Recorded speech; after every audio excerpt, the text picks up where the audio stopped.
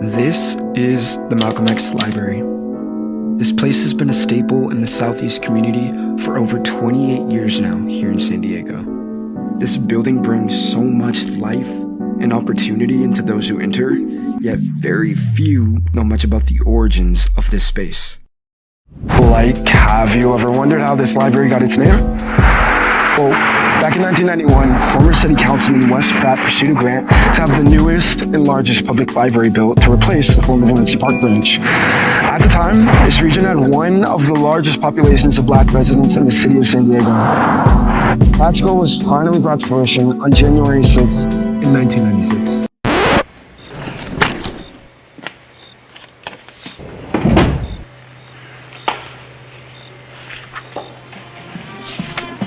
The grand opening turned out to be a pretty big deal, drawing a crowd of over 1,000 people as they marched in a parade from the old branch to the new. It was an afternoon filled with so much life, and gratitude, and excitement. Okay, so getting back into how we got our name, unfortunately, some of our history has been muddled in translation through the passage of time, and you're gonna get a different story depending on your point of reference. However, one component in every telling of the story is that this new library deserved to be named by the actual members of this community, more specifically, the children. So, one version of the story is that the city conducted a contest in which students submitted names of historical figures they believed the library should be named after. Other sources claim that the contest was more rather a competition in which students submitted essays about what they think the library should be named and why. In 1994, 2 years prior to its opening, the new library was officially named Malcolm X. Some accounts claim that the name was drawn randomly out of a hat by a student.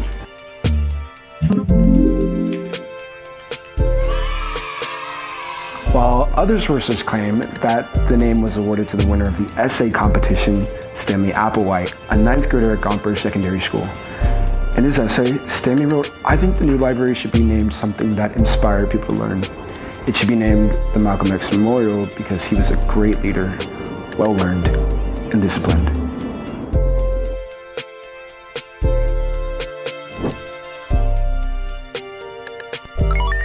This was definitely a progressive move on the city, because in his early career, some people considered Malcolm X to be a race separatist and anti-Semite for his rhetoric on Black nationalism, and criticized his rejection of nonviolence and the fight for equality.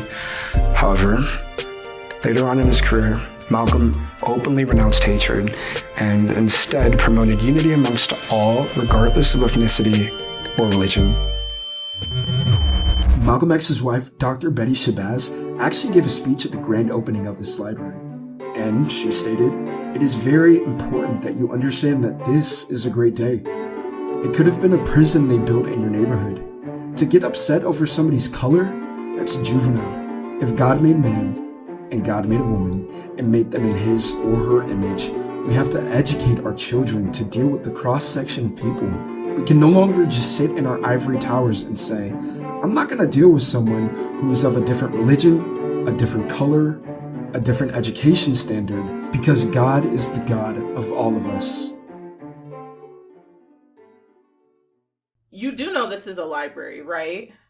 Yo, sorry. My bad.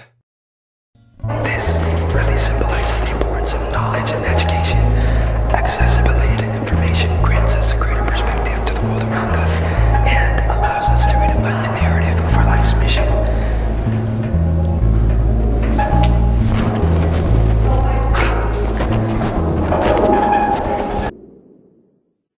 Names carry weight. Just having one is like a proof of one's existence in this world. Our library is the first and only public library to be named after Malcolm X to this day. Though the exact story isn't necessarily conclusive, at the end of the day, it doesn't really matter. What's important is that our name has withstood the testament of time. Whatever cosmic divine purpose that led to this name being drawn out of a random hat, or some kid writing an essay at school, it ended up being the perfect name that we were meant to have. If it were anything different, This library wouldn't be the space that it is today for the community that exists within these walls.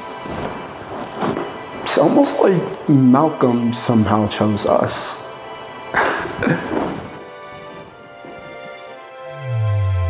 I'll leave you with this quote from him. I have often reflected upon the new vistas that reading has opened to me. And you're right there in prison, that reading had changed forever the course of my life.